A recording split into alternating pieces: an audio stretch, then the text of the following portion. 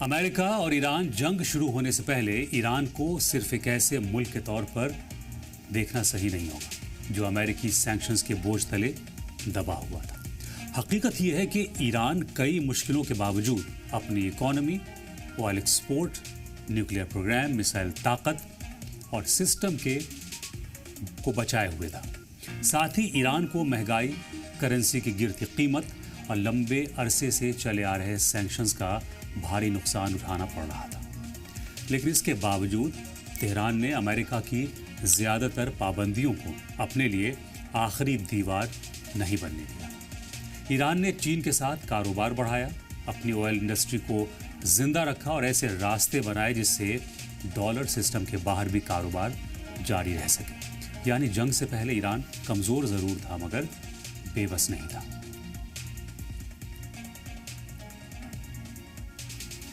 Oil export Iran کی economy کی سب سے اہم طاقتوں میں سے ایک تھا۔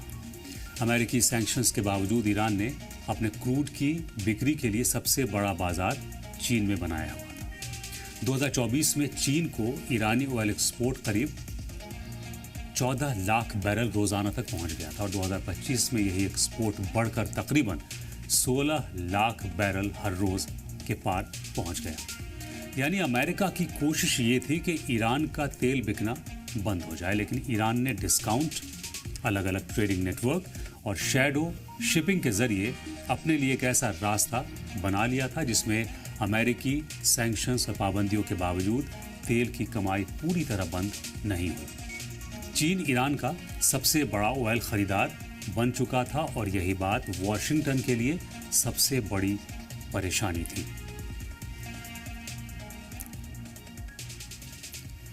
ایران پر امریکی پابندیاں کوئی نئی بات نہیں تھیں۔ بینکنگ، آئل، شپنگ، پیٹروکیمیکلز اور کئی دوسری انڈسٹریز پر برسوں سے دباؤ تھا۔ اس کے باوجود ایران نے اپنی اکانومی کو پوری طرح امریکی سسٹم پر ڈپینڈنٹ رکھنے کے بجائے چین، روس اور اپنے پڑوسی ملکوں کے ساتھ رشتے بڑھائے۔ تہران کی پالیسی دھیرے دھیرے اس طرف بڑھی کہ اگر ڈالر کے راستے بند کیے جا رہے ہیں تو دوسرے راستے بنائے جائیں۔ اسی وجہ سے سینکشنز نے ایران کو نقصان تو پہنچایا لیکن اسے امریکی شرطوں پر جھکانے میں کامیاب نہیں ہو سکے۔ اکتوبر 2025 میں بھی سینکشنز کے دوبارہ سخت ہونے کے بعد ایران کے سامنے گہری اکانومک مشکلیں تھیں، لیکن اس کا سسٹم پوری طرح ٹوٹا نہیں تھا۔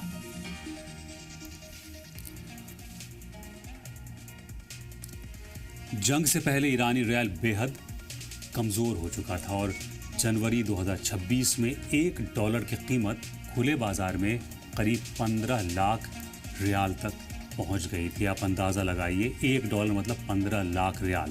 اس کو اگر آپ ہندوستانی کرنسی میں دیکھیں تو $1 ابھی 95-96 روپے۔ آپ سوچئے ایران کو ختم ہو جانا چاہیے تھا۔ مہنگائی نے عام ایرانی کی زندگی مشکل کر دی تھی اور دسمبر 2025 سے شروع ہوئی اکانومک بے چینی نے سڑکوں پر اثر ڈالا تھا۔ لیکن یہاں ایک اہم بات سمجھنی ہوگی کہ ریال کا گرنا ایران کے کمزور ہونے کی نشانی ضرور تھا، مگر اس کا مطلب یہ نہیں تھا کہ ایرانی اسٹیٹ امریکی دباؤ کے سامنے سرنڈر کرنے کے لیے تیار ہو چکا تھا۔ ایران کی سرکار معاشی مشکلوں کے باوجود اپنی نیوکلیئر، میزائل اور ڈیفنس پالیسی پر قائم تھی۔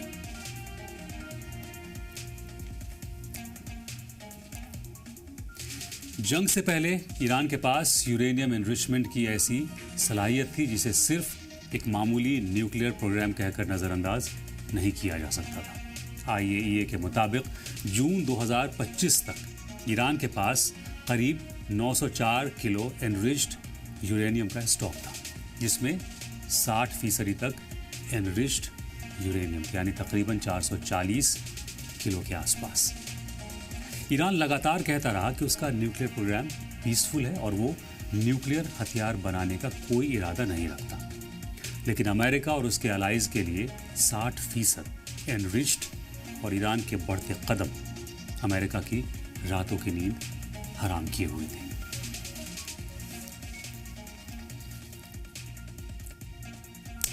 میزائل اور ڈرون پروگرام ایران کی دوسری بڑی طاقت ہے۔ ایران کے پاس مڈل ایسٹ کا سب سے بڑا بیلسٹک میزائل اسٹاک فائل بتایا جاتا تھا، اور اس کے پاس ایسے میزائل سسٹم موجود تھے جن کی رینج 2000 کلومیٹر تک تھی۔ سجیل، عماد، شہاب 3 اور خرم شہر جیسے میزائل سسٹم ایران کو پورے ریجن میں ایک الگ ملٹری پاور دیتے تھے۔ اس کے ساتھ ہی ایران نے ڈرون ٹیکنالوجی میں بھی اپنی خاص جگہ بنائی۔ شہید سیریز کے ڈرون صرف ایران کی ڈیفنس اسٹریٹجی کا حصہ نہیں تھے، بلکہ ایران کی کم لاگت والے اور بڑے پیمانے پر استعمال کی جا سکنے والی وار ٹیکنالوجی کی مثال بن چکے تھے۔ 2025 کی جنگ میں ایران کے میزائل اور ڈرون حملوں نے یہ صاف کر دیا تھا کہ تہران کے پاس لمبی دوری تک حملہ کرنے کی بھرپور صلاحیت ہے۔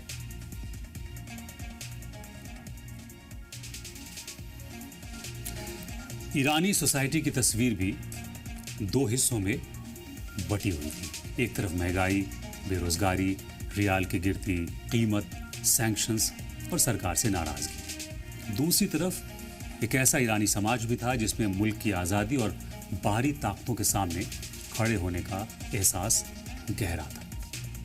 ایران میں سرکار کے خلاف پروٹیسٹ ہوئے، سرکار کی پالیسیز پر سوال اٹھے اور بہت سے لوگ ملک کی گرتی اکانومی اور مہنگائی سے پریشان بھی تھے۔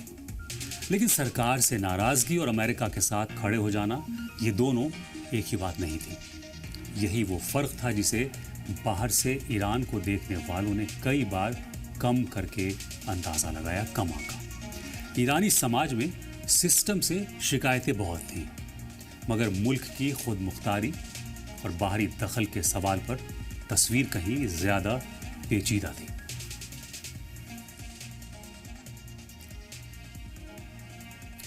اس پورے سسٹم کے بیچ آیت اللہ سید علی خامنئی ایران کی سب سے اہم سیاسی اور فکری شخصیت تھے۔ قریب 4 دہائی تک سپریم لیڈر کے طور پر انہوں نے ایران کی فارن پالیسی، سیکیورٹی اور اس کی پالیسیز اور بڑے اسٹریٹجک فیصلوں پر گہرا اثر رکھا۔ امریکہ اور اسرائیل کے ساتھ ٹکراؤ والی ایرانی پالیسی بھی ان کی لیڈرشپ کے دور میں لگاتار آگے بڑھی۔ اس لیے واشنگٹن کی نظر میں خامنئی صرف ایک شخص نہیں تھے، بلکہ اس پورے سسٹم کی سب سے بڑی پہچان تھے، شناخت تھی۔ لیکن یہاں بھی ایک اہم سوال تھا، کیا ایک شخص کو ختم کرنے سے 47 سالوں میں بنا ہوا پورا سسٹم ختم ہو سکتا ہے؟ امریکہ نے جنگ سے پہلے شاید اسی سوال کا جواب اپنے حق میں مان لیا تھا۔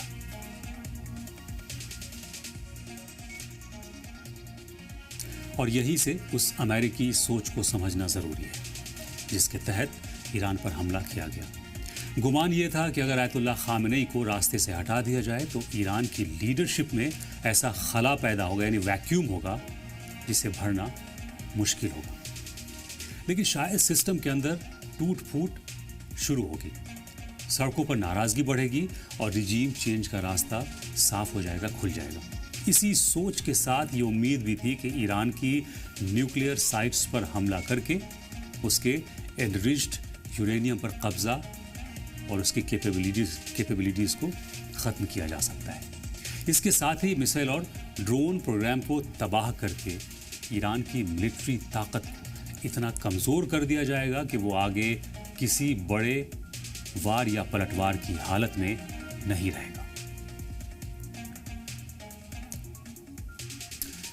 اور اس کے بعد سب سے بڑا خواب تھا ایران میں اپنی پسند کی حکومت لانا، ایسی حکومت جو واشنگٹن کی پالیسیز کے مطابق چلے، امریکہ کے ساتھ رشتے بحال کرے، نیوکلیئر پروگرام کو شرطوں پر کرے، میزائل اور ڈرون پروگرام کو بند کرے اور ایران کی فارن پالیسی کو امریکی انٹرسٹ کے مطابق ڈھال دے۔ یعنی مقصد صرف بوم گرانا نہیں تھا، مقصد ایران کا اسٹریٹجک ڈائریکشن بدلنا تھا۔ لیکن انقلابی نظریے پر کھڑے ایران کے سیاسی، ملٹری اور سماجی ڈھانچے کو صرف میزائل سے مٹا دینا اتنا آسان نہیں تھا۔ خامنئی کو نشانہ بنایا گیا، نیوکلیئر اور ملٹری ٹھکانوں پر حملے ہوئے، لیکن وہ تصویر سامنے نہیں آئی جس کی امید واشنگٹن نے کی تھی۔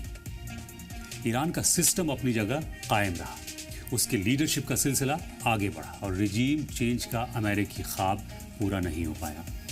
اب سوال اٹھتا ہے کہ اگر مقصد ایران کو ختم کرنا تھا تو جنگ کے بعد اصل میں حاصل کیا ہوا؟ اب یہ سمجھتے ہیں اور اس سوال کا جواب جاننے کی کوشش کرتے ہیں کہ کیا یہ جنگ ایران کی جیت سے زیادہ امریکہ کی ہار کی کہانی بن گئی ہے؟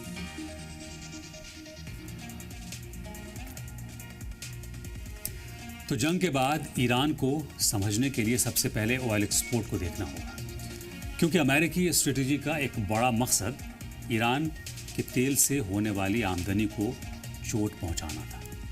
لیکن ایران کا آئل سیکٹر ایسا نہیں ہے جسے کچھ حملوں یا سینکشن سے پوری طرح بند کیا جا سکے۔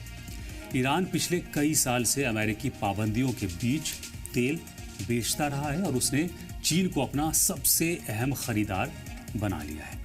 یعنی جنگ کے بعد نئے سینکشن سے مشکلیں ضرور بڑھی، شپنگ، انشورنس، پیمنٹ اور تیل کی بکری پر دباؤ ضرور آیا، لیکن ایران کے پاس پہلے سے بنے ہوئے وہ راستے موجود ہیں جن کے ذریعے وہ اپنے آئل ایکسپورٹ کو جاری رکھ سکتا ہے۔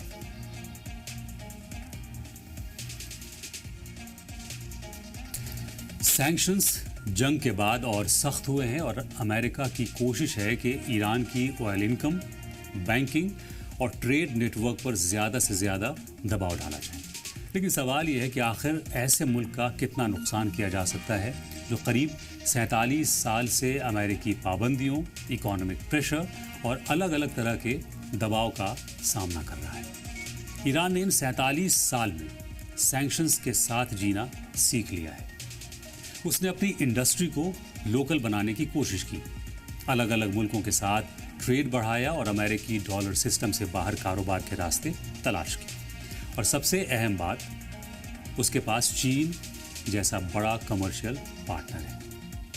سینکشنز ایران کے لیے تکلیف دہ ہے، لیکن ایران کے لیے یہ کوئی نیا تجربہ نہیں ہے۔ ایران کو گلوبل آئل مارکیٹ سے پوری طرح باہر کرنا اور چین کو ایرانی تیل خریدنے سے روکنا اور اس کی اکانومی کی کمر توڑنا اتنا آسان اور سیدھا نہیں ہے جتنا امریکہ اور اس کے دوست ممالک سمجھ رہے ہیں۔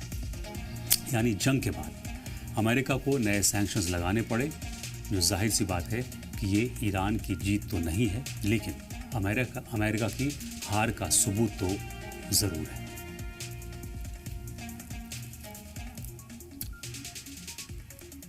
ریال کی حالت کو لے کر بھی ایران کے خلاف ایک بہت بڑی تصویر پیش کی جا رہی ہے۔ اس میں کوئی شک نہیں ہے کہ جنگ کے بعد ایرانی ریال نے تاریخی گراوٹ دیکھی ہے اور ڈالر کے مقابلے اس کی قیمت بے حد نیچے گئی ہے۔ اس سے عام آدمی کی زندگی پر دباؤ بڑھتا ہے، مہنگائی بڑھتی ہے اور امپورٹ مہنگا ہوتا ہے۔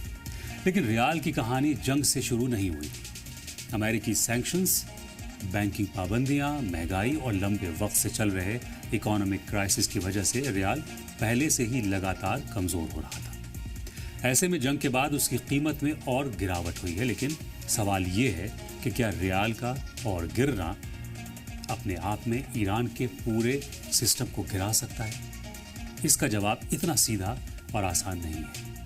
ایران کی اکانومی پہلے سے ہی ایک لمبے سینکشن سے افیکٹڈ سسٹم کے حساب سے ڈھل چکی ہے اور سرکار کے پاس اپنی اکانومی کو اسی ماحول میں چلانے کا برسوں پرانا تجربہ بھی ہے۔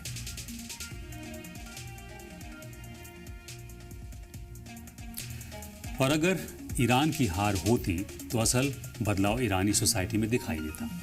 جنگ سے پہلے ایران کے اندر سرکار کی پالیسیز کو لے کر ناراضگی تھی، اکانومک پریشانیاں تھیں اور سماج کے الگ الگ حصوں میں اختلافات بھی تھے۔ امریکہ اور اسرائیل کی اسٹریٹجی میں شاید یہی امید رہی ہوگی کہ اگر ایران پر حملہ ہوتا ہے تو یہ اختلاف اور گہرا ہوگا، لوگ سرکار کے خلاف سڑکوں پر اتریں گے اور سسٹم اندر سے ٹوٹنے لگے گا، بکھرنے لگے گا۔ لیکن جنگ نے اس تصویر کو الٹ دیا۔ جب کسی ملک کی سرزمین پر باہر سے حملہ ہوتا ہے تو اندر کے بہت سے اختلاف پیچھے چلے جاتے ہیں اور ملک کی آزادی، سوورنٹی اور وقار کا سوال سب سے آگے آ جاتا ہے۔ ایران میں بھی یہی تصویر دکھائی۔ جو سماج جنگ سے پہلے کئی سوالوں اور مدعوں کو لے کر بٹا ہوا نظر آ رہا تھا، اس میں بڑی تعداد میں لوگ باہری حملے کے مقابلے میں اپنے ملک کے ساتھ کھڑے دکھائی دیے۔ جہاں جنگ سے پہلے سڑکوں پر حجاب، مہنگائی، ریال کے گرتے قیمتوں کو لے کر پروٹیسٹ ہوتے تھے، مظاہرے ہوتے تھے، اب انہی سڑکوں پر مرگ بر امریکہ اور مرگ بر اسرائیل یعنی ڈیتھ ٹو امریکہ اور ڈیتھ ٹو اسرائیل کے نعرے لگتے ہیں۔ یہ امریکہ کی کھلی شکست ہے۔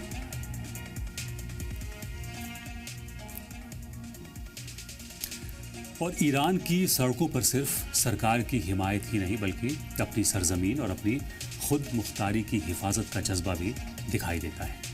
یہ فرق سمجھنا بے حد ضروری ہے۔ کسی ایرانی کو اپنی حکومت کی کسی پالیسی سے اختلاف ہو سکتا ہے، لیکن اس کا مطلب یہ نہیں ہے کہ وہ اپنے ملک پر امریکی یا اسرائیلی دبدبہ قبول کرنے کے لیے تیار ہے۔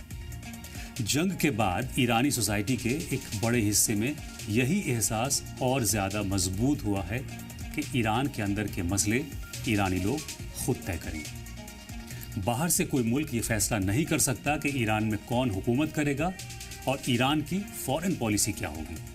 یہی وہ جذبہ ہے جو ایرانی سوسائٹی کے ان حصوں کو بھی ایک دوسرے کے قریب لایا ہے جو جنگ سے پہلے ایک دوسرے کے مخالف تھے۔ جب امریکہ کا mission boots on the ground زور پکڑ رہا تھا تو ایرانی عوام نے مشن جاں فدا چلایا، یعنی اپنی مٹی کی حفاظت کے لیے اپنی جان فدا کر دی۔ اس مشن کا اثر یہ ہوا کہ محض کچھ ہی دنوں میں کروڑوں لوگوں نے اپنا رجسٹریشن کرایا تھا، یعنی امریکہ کو شکست دینے کے لیے پوری ایرانی عوام امڑ پڑی تھی۔ امریکہ کو زمین پر فوج اتارنے کے ارادے بدلنے پڑے اور دنیا نے زمین پر امریکہ کی اس شکست کو اپنی کھلی ہوئی آنکھوں سے دیکھا۔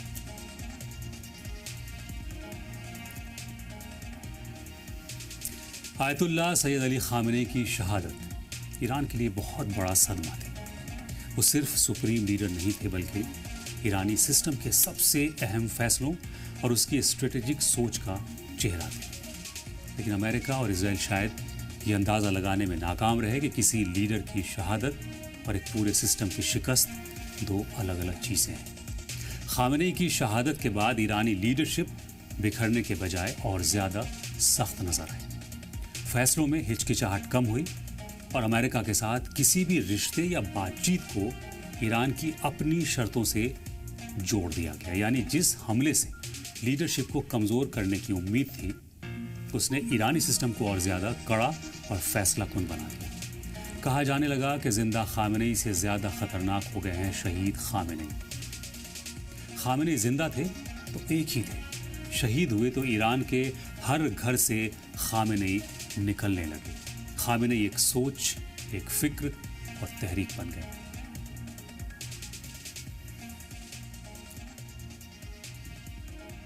آیت اللہ سید علی خامنئی کی شہادت کے بعد اب کمان آیت اللہ سید مجتبیٰ خامنئی کے ہاتھوں میں ہے۔ پردے کے پیچھے ان کے رول کو لے کر کئی طرح کی باتیں سامنے آتی رہتی ہیں اور یہ تصویر صاف ہوتی جا رہی ہے کہ نئی لیڈرشپ پہلے کے مقابلے زیادہ سخت لائن اپنا رہی ہے، ہارڈ لائنر ہے۔ شاید اگر آیت اللہ علی خامنئی آج موجود ہوتے تو بات چیت کے راستے میں کچھ زیادہ گنجائش ہوتی تھی۔ ان کی سیاسی زندگی کا بڑا حصہ بات چیت، دباؤ اور ٹکراؤ کے بیچ بیلنس بنانے میں گزرا تھا، لیکن آج کا ایران جنگ کا زخم لے کر بات چیت کی میز پر اگر بیٹھنا چاہتا بھی ہے تو پہلے یہ یقین چاہتا ہے کہ سامنے والا اس کی کمزوری کو بات چیت کی وجہ نہ سمجھے۔ یہی وجہ ہے کہ تہران کا رویہ پہلے سے زیادہ سخت دکھائی دے رہا ہے۔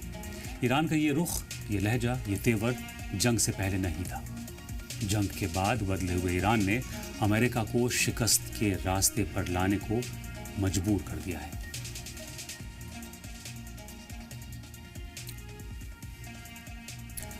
زخمی ایران اب شاید ایسے صلح نہیں چاہتا جس میں صرف ایران سے قربانی مانگی جائے۔ ایران کا سوال اب کچھ زیادہ بنیادی ہو گیا ہے۔ اگر دنیا ایران سے نیوکلیئر پروگرام پر سمجھوتا چاہتی ہے، اگر امریکہ ایران کے ساتھ کسی طرح کی بات چیت چاہتا ہے، اگر ویسٹرن کنٹریز ایران سے اپنی سیکیورٹی پالیسی بدلنے کی امید رکھتے ہیں تو ایران بھی اب ایک صاف گارنٹی چاہتا ہے۔ وہ چاہتا ہے کہ اس کی سرزمین پر دوبارہ حملہ نہ ہو، اس پر باہر سے کوئی فوجی دباؤ نہ ڈالا جائے اور ایران کے اندر کی سیاست کو باہر سے بدلنے کی کوشش نہ ہو۔ یعنی ایران اب یہ کہتا ہوا دکھائی دیتا ہے کہ اگر ہمیں بات چیت کی میز پر آنا ہے تو برابری کی حیثیت سے آئیں گے. ہماری تہذیب، ہماری خود مختاری اور ہماری سوورنٹی کسی سودے کا حصہ نہیں ہو سکتی ہے.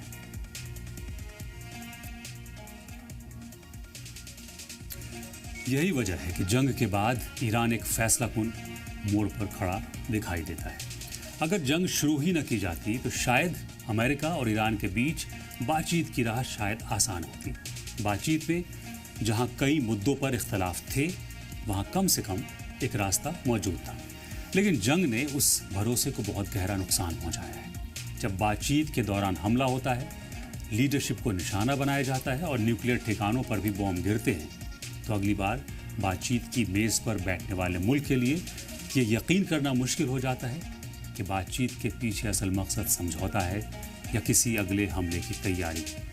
امریکہ اور اسرائیل نے شاید ایران کو کمزور کرنے کے لیے جنگ شروع کی تھی، لیکن اس جنگ نے بات چیت کی راہ میں خود ایک بہت بڑی دیوار کھڑی کر دی ہے اور امریکہ کو جنگ کے بعد بہت کمزور کر دیا ہے.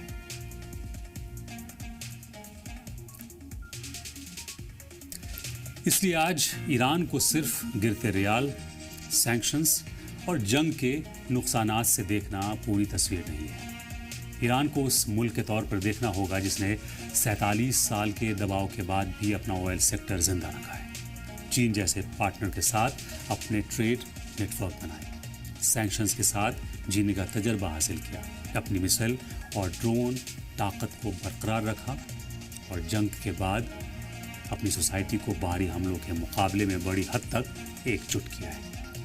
آیت اللہ سید علی خامنئی کی شہادت ایک بہت بڑا نقصان ہے، لیکن اس سے ایرانی سسٹم ختم نہیں ہوا، الٹے نئی لیڈرشپ پہلے سے کہیں زیادہ سخت دکھائی دے رہی ہے.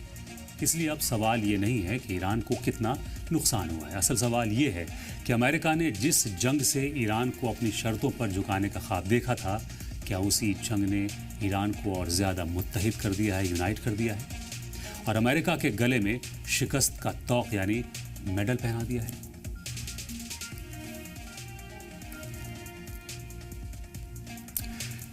یہ تو ایران کی تصویر ہے، جنگ سے پہلے اور جنگ کے بعد کی تصویر تھی. اب جانتے ہیں کہ اس جنگ کے پہلے اور جنگ کے بعد امریکہ کے حالات کیسے ہیں.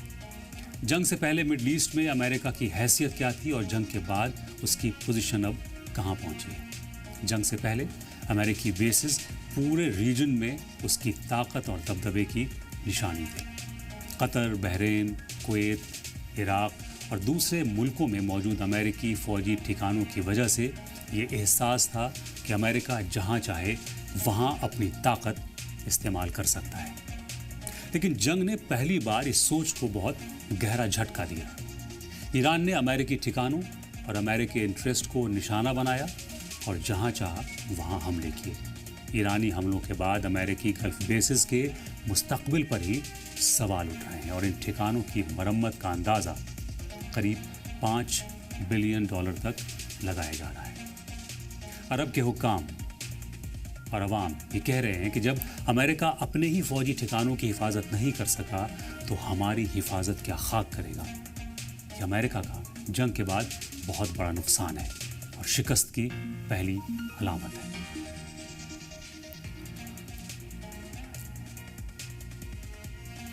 جنگ سے پہلے ایران کو سب سے بڑا ڈر اپنے نیوکلیئر پروگرام کو لے کر تھا. ایران جانتا تھا کہ اگر امریکہ پوری طاقت سے حملہ کرتا ہے تو نیوکلیئر سائٹس کو نقصان پہنچ سکتا ہے. لیکن جنگ نے اس ڈر کو بھی ختم کر دیا. امریکہ اور اسرائیل نے ایران کی نیوکلیئر فیسلٹیز پر بڑے حملے کیے، مگر اس کے باوجود بھی ایران کے نیوکلیئر پروگرام کو نقصان نہیں پہنچا. یعنی جس پروگرام کو پوری طرح ختم کرنے کا دعویٰ کیا جا رہا تھا اس کے بارے میں آج بھی سوال موجود ہیں. اس سے ایک اور چیز صاف ہوئی کہ ایران کو صرف بمباری کے ذریعے اس کی نیوکلیئر ٹیکنالوجی سے پوری طرح دور نہیں کیا جا سکتا. جنگ سے پہلے ایران کا جو ڈر تھا وہ اب ختم ہو گیا ہے. ساتھ ہی امریکہ جنگ سے پہلے جس نیوکلیئر فیسلٹیز کو تباہ کرنا آسان سمجھ رہا تھا اس کے لیے وہ اب اور مشکل ہو گیا.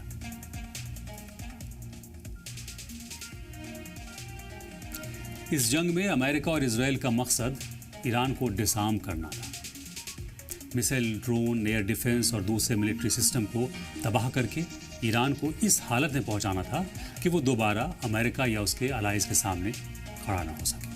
لیکن یہاں بھی جنگ نے ایک الگ تصویر دکھائی۔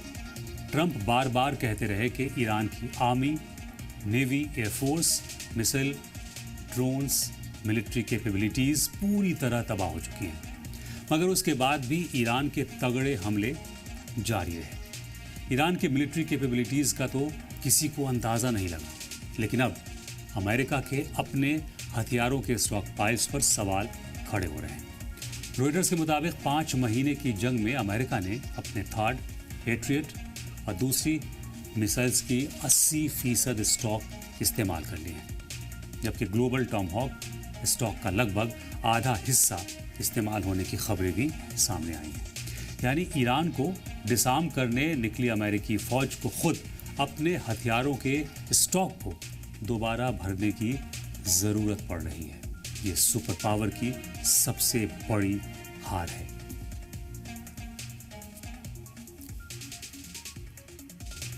ایران کو لے کر امریکہ کی ایک اور امید تھی کہ اس کی ملٹری کیپیبلٹیز تباہ ہوتے ہی ملک کے اندر رجیم چینج کی راہ کھل جائے گی، آسان ہو جائے گی۔ سوچا یہ تھا کہ لیڈرشپ پر حملہ، نیوکلیئر فیسلٹیز پر حملہ، ملٹری سسٹم پر حملہ اور اکانومک سینکشنز، ان سب کو ایک ساتھ ڈال دیا جائے تو ایرانی سسٹم کچھ ہفتوں میں بکھر جائے گا، ٹوٹ جائے گا۔ لیکن 6 مہینے بعد تصویر رجیم چینج کی نہیں بلکہ ایک لمبے قیام کی ہے۔ حملوں کے بعد بھی ایران کا سسٹم قائم ہے، اس کی لیڈرشپ قائم ہے، اس کے پاس اب بھی ریجن میں دباؤ ڈالنے کی کیپیبلٹیز موجود ہے۔ یعنی جس جنگ کو جلد ختم کر کے ایران کی سیاسی تصویر بدلنے کا خواب دیکھا گیا تھا، وہ خواب اب تک پورا نہیں ہوا ہے۔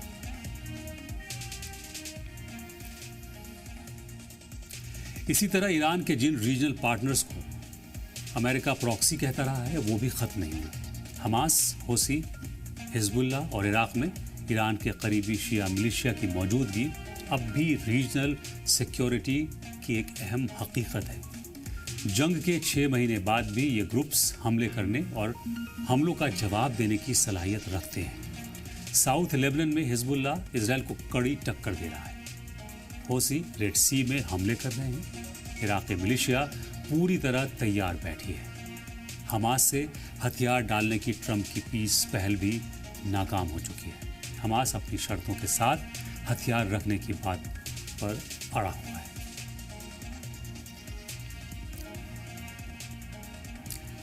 ان سب کے علاوہ ہرموز ایک نیا مسئلہ بن کر کھڑا ہو گیا ہے۔ جنگ سے پہلے strait of Hormuz global energy trade کا ایک اہم راستہ تھا اور ہر دن کروڑوں بیرل تیل، بڑی مقدار میں LNG اسی راستے سے گزرتی تھی۔ جنگ کے بعد یہی اسٹریٹ آف ہرموز پوری دنیا کے لیے ایک بڑا مسئلہ بن گیا ہے۔ جنگ کے بعد ہرموز سے تیل اور گیس کی آواجاہی میں بھاری گراوٹ آئی ہے اور آج بھی ٹریفک بحال نہیں ہو پایا ہے۔ اب ایران اور عمان اس کے لیے ایک نئے نیویگیشن روٹ پر کام کر رہے ہیں۔ دونوں ملکوں نے ایک نئے روٹ پر وہ راضی بھی ہو گئے، اتفاق ان کا ہو گیا ہے، جس کا داخلہ ایرانی ٹیریٹریل واٹر سے ہوگا اور قریب 11 کلومیٹر چوڑا کوریڈور ہوگا۔ IRGC کی طرف سے دونوں ملکوں کے بیچ آمدنی کے بٹوارے پر بھی رضامندی کی بات کہی گئی ہے۔ یعنی جنگ سے پہلے جو راستہ کوئی مدعا تھا ہی نہیں، وہی اب جنگ کے بعد امریکہ اور اس کے ویسٹرن الائز کے لیے سر درد بن گیا ہے۔ جنگ کے دوران ٹرمپ نیٹو کنٹریز سے بار بار کہتے رہے کہ اسٹریٹ آف ہرموز کھلوانے کے لیے آگے آئیں، لیکن کسی نے ٹرمپ کی ایک نہیں سنی۔ یعنی جنگ میں اپنے ساتھیوں کی مدد مانگتا رہا سپر پاور، مگر مدد نہیں ملی۔ حالات اتنے خراب ہوئے کہ ٹرمپ نے بیان دیا کہ اگر ایران ہرموز کھولنے پر راضی ہو جاتا ہے تو بات چیت میں نیوکلیئر کا مدعا نہیں اٹھایا جائے گا۔ ہمارے خیال سے یہ ٹرمپ اور امریکہ کی سب سے بڑی شکست والا بیان تھا۔